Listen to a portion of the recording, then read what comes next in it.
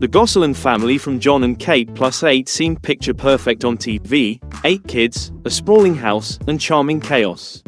But beneath those smiles, something far darker was unfolding. Now, Jon Gosselin's daughter, Hannah, is risking everything to break her silence. After years of quiet, she's stepping forward to reveal the truth about what really happened when the cameras stopped rolling. No more hiding, no more protecting those who hurt her. Just raw, unfiltered reality. This isn't tabloid fodder, you need to hear this.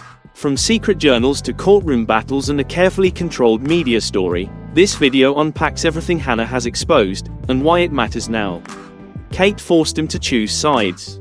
And she chose wrong. What seemed like just another custody drama, America's favorite kind of family conflict, was far more complicated. A teenage daughter leaves her mother's home to live with the estranged father. The world saw rebellion or manipulation, or maybe both.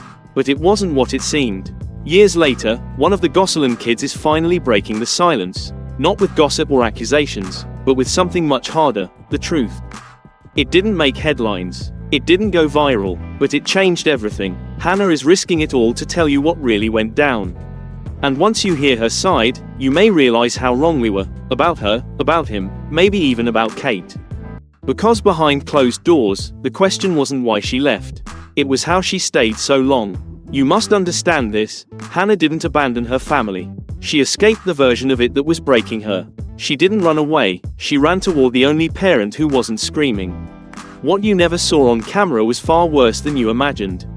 The show framed it as controlled chaos, 8 kids, a busy house, a mom trying her best.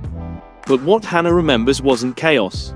It was control. So much control that sometimes even going to the bathroom wasn't her choice. If the cameras weren't ready, neither was she. The day was divided into segments, carefully scheduled around shooting needs. Lunches were rehearsed, car rides planned, even chores were staged like scripted scenes. Some days, emotions weren't just captured, they were manufactured. Cry, do it again for the perfect take. Not upset enough, try harder, more tears. That wasn't direction, it was demand. The kids weren't living life, they were performing it. And if you couldn't deliver, you ruined the take. Then came the yelling, not from a producer, but from Kate. Off camera, warmth disappeared. If a sibling froze mid-scene or refused to smile on cue, the cameras stopped, voices raised, and silence followed. They weren't being disciplined, they were being trained. According to Hannah, this was routine. The crew saw it, but instead of intervening, they covered for Kate. The final edits softened the rough edges. Kate's anger, cropped out. What aired looked like discipline. But it was fear. The image of a big, close-knit family became a brand, and keeping that brand polished meant hiding anything that didn't fit. Hesitate, don't smile, not just a mood, it was a problem. And problems had to be fixed before the cameras rolled again. Hannah recalls a moment when a sibling flinched during a shot, not crying, not throwing a tantrum, just mistiming a line. The response? Yelled it until they broke down, then consoled, just enough for another take. This is the part no one saw, not promos, not behind-the-scenes footage. Just kids losing their privacy, spontaneity, and sometimes safety. All for a few more minutes of clean television. To viewers, it looked like family. To them, it felt like performance. Every smile rehearsed, every meltdown planned, and every moment that didn't fit, deleted. Kate kept journals on us, and used them against us. Hannah's memories go beyond the camera lights. They're filled with something more chilling, a written record. Kate, Hannah says, kept detailed journals on each child. Not milestones or happy memories, but logs of every misstep, every act of defiance, and every mood swing. The goal wasn't to guide parenting, it was to justify punishments. Hannah didn't fully grasp the weight of these journals until she was older. One jarring discovery, her name beside the word, rebellious. At the time, she barely knew what rebellion meant. But over the years, she understood how that label shaped her. To Kate, any sign of independence was punishable. The journals tracked infractions that could, and would, be used later. This wasn't just discipline, it was a weapon, a tool of control. When the cameras were off and public image was on the line, Kate wielded those journals like swords. They weren't private notes, they became court evidence, shaping Kate's story of a strict but misunderstood mother maintaining order. In those pages, Hannah wasn't a daughter. She was a case study in rebellion, a child who had to be fixed. Every move scrutinized, dissected, recorded. The more she rebelled, the more her behavior needed correcting. It was a cycle of control that left no room for freedom or childhood. This wasn't just about bad behavior. It was about creating a perfection that could never be questioned. For Hannah, seeing the word rebellious wasn't just eye-opening. It was a stark reminder. Her fight for identity was never just about independence. It was a battle against a system designed to break her down. The simple act of being herself became an offense in Kate's eyes. And through those journals, Kate documented every flicker of rebellion. The message to the public: I was troubled, but here's the real story. After Hannah left Kate's custody, the media quickly painted her as difficult, rebellious, a troubled teen with behavioral problems. Hannah says that narrative was a carefully crafted lie designed to discredit her. The rumors of a problem child, pure fiction. When she moved in with Jon, the story flipped, from seeking stability to being an uncontrollable teenager. The tabloids jumped on the label, but Hannah had no diagnosis, no therapy, no support, just exile. This media portrayal was a way to explain her departure from Kate's home as rebellion, rather than a desperate search for peace. The truth: Hannah never had severe behavioral issues. The so-called troubled teen label was built on gossip and unnamed sources, never backed by professionals. These false labels weren't just unfair, they were damaging. They isolated her. Instead of support, Hannah faced stigma. Every effort to reconnect with siblings was met with silence, a silence born not of hate, but fear. The pressure to stay loyal to Kate and protect the family's image was crushing. Those who stepped away risked being villainized.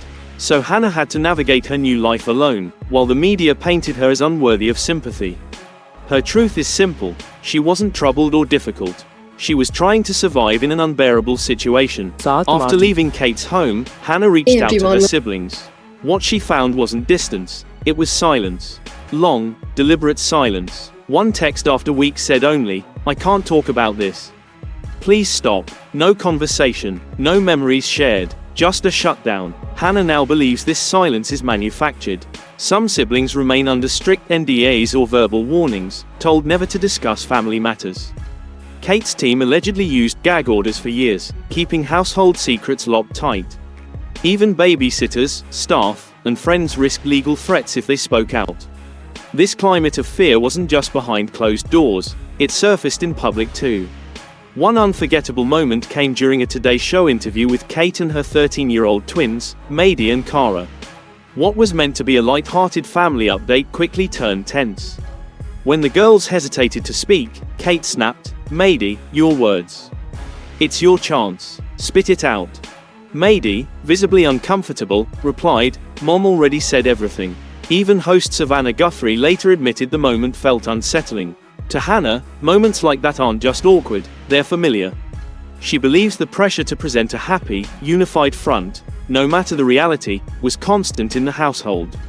On TV or behind closed doors, the message was clear: don't contradict the narrative. It's not loyalty, she says. Her siblings aren't protecting Kate because they agree with her, they're afraid. Afraid of what they've been told will happen if they speak out. Whether it's legal threats or emotional manipulation, they've been trained to believe silence equals safety. Hannah also highlights how Kate weaponized family dynamics. Her detailed notes on each child weren't just for court, they were a tool to build cases against them in real time, creating an atmosphere of constant scrutiny. Even now, some siblings carry the fear that speaking up will hurt them or those they love. She says she understands why her siblings don't respond. But that doesn't make it any easier. One of the hardest truths she's come to accept is that growing up together doesn't mean they'll walk the same path afterward. For the ones who stayed, there are layers of pressure, some legal, some emotional, that make honest communication nearly impossible. And when a parent controls the narrative with access to media, lawyers, and a tight grip on public messaging, speaking out starts to feel dangerous. She doesn't blame them, she worries for them, and she hopes one day that fear will break. That they'll remember they weren't alone in that house. That someone else lived it too, and made it out. Until then, their silence isn't just painful. It's telling, because when siblings won't even say, "I'm okay," it's not just distance. It's control, and that control, she says, runs deeper than anyone suspects. For the first time, she opens up about the kind of honesty that only happens behind closed doors. Conversations with her father, Jon Gosselin, weren't full of rehearsed lines or excuses. Just quiet admissions from a man who knows he made mistakes. He didn't try to rewrite history. He didn't blame everyone else. He told her he should have protected her and the others sooner. Jon said he stayed in the public eye far too long, thinking he could manage the fallout, the fame, the media chaos, the custody war. It swallowed them whole. He said he should have walked away earlier, pulled the kids out, and shut the cameras off for good. But back then, he was scared. Not just of Kate, but of the courts, public backlash, and losing what little access to his children he had left. He didn't fight as hard as he could, and he lives with that every day. She doesn't paint him as a hero. He didn't always get it right. But there was one thing he never did. He never lied to her about who he was or what went wrong. While the world turned their family into a spectacle, Jon eventually chose truth over image. He stopped chasing the public narrative and focused instead on rebuilding trust with the kids he could reach. She remembers asking him once why he didn't take Kate back to court, why he didn't fight for all 8 children. His answer wasn't dramatic. It was tired. He said he didn't think he had a chance. That he was drained, financially and emotionally, and feared pushing harder would only make things worse for the kids still with her.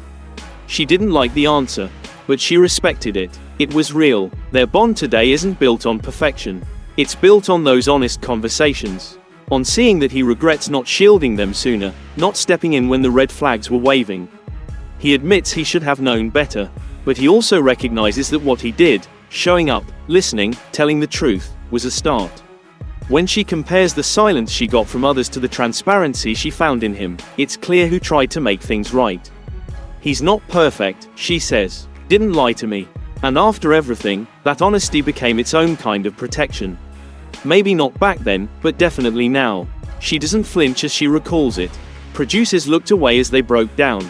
The boom mics stayed up. The cameras never cut. And the adults hired to watch over them stood still while the kids broke down in real time.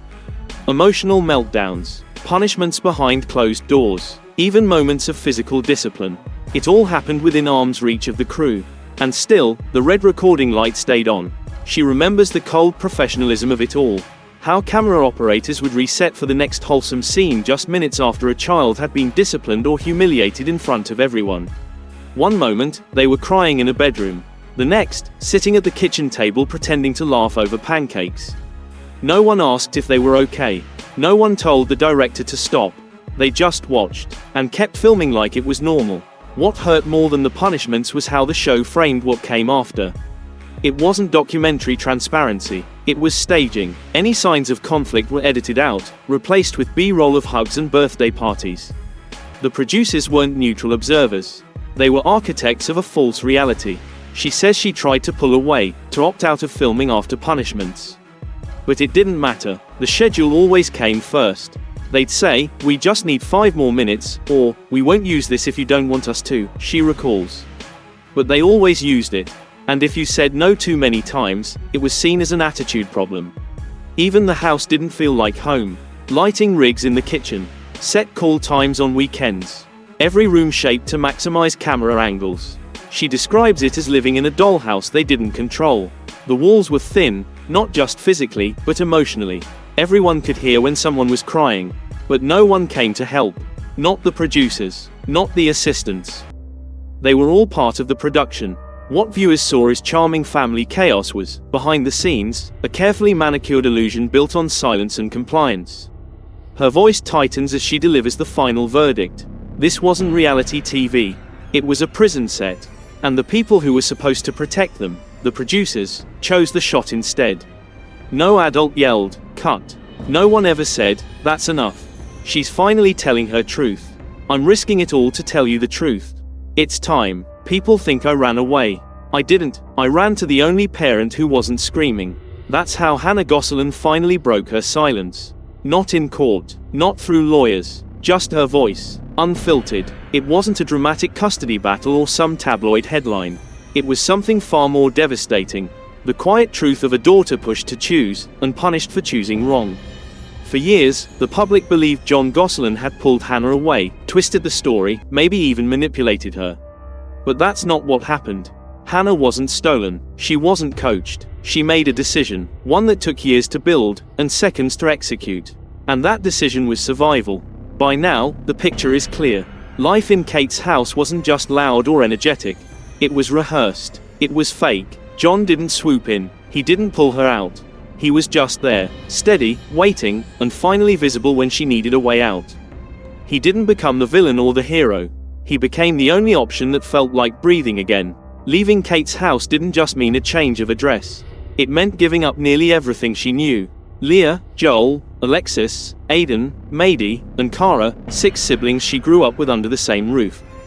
By 2021, Hannah and her brother Colin were both living full-time with Jon. A judge made it official. But emotionally, nothing about it felt resolved. Jon says he hasn't spoken to the other kids in years. His door's open, but no one's come through. Hannah lives with that too. The peace she found, and the price it cost. She doesn't blame her siblings. She doesn't pretend to be a hero, but she does want to set the record straight. She didn't destroy the family dynamic. She didn't break it. She just finally stopped pretending it wasn't broken already. For years, she stayed silent. And the price she paid for that silence was steep. Panic attacks, insomnia, and a deep-rooted inability to trust anyone. These were the long-term consequences of a life where her voice was smothered at every turn. The weight of it all built up, and she was left with no choice but to confront it. But the hardest part, that she had to stay quiet to protect others. To protect the image they wanted to maintain, while her truth was buried beneath it all. Now, there's no legal team behind her. No PR handler making sure her words are polished. It's just her, a phone, a camera, and the raw honesty of someone who's been silenced for far too long. And she's done. She's done keeping the peace for people who only ever saw her as a part of their story. Not her own. She admits there were years when she believed staying silent would protect her family. She hoped that by not speaking out, she would avoid the fallout. But silence only gave room for a different narrative to take shape. One that erased her pain and replaced it with an image of a troubled child, a version that wasn't real. They never wanted to hear her truth. They just wanted her to play the part. She's no longer willing to play along. The truth was, no one cared about her trauma when the cameras weren't rolling. Every time she broke down, every time she felt the sting of unfair discipline or the pressure of a family moment, those producers were there, rolling cameras. But when the cameras stopped, they didn't step in to help. They looked away, as if the real moments were too raw, too inconvenient. But now, it's no longer up to them to decide when the truth is told. She's telling it herself. She's done protecting the people who did her harm. She says, if this ruins me, fine. But you must know what they did. It's not about ruining anyone, she clarifies. It's about exposing the truth that was hidden. It's about saying out loud what so many were too afraid to hear. The cost of staying silent wasn't just emotional. It was physical, it was mental, and it was something she had to live with every single day. And while it may have seemed easier to stay quiet and protect others, she now realizes it was only she who suffered in the end. This is the end of her silence. She is ready to let the world know what was kept hidden behind the cameras. The time for protecting others at the cost of her own well-being is over. This is her truth, and no one gets to rewrite it anymore. Who do you believe in this family saga? Share your opinion in the comments. Like this video, subscribe, and share it. We'll see you next time.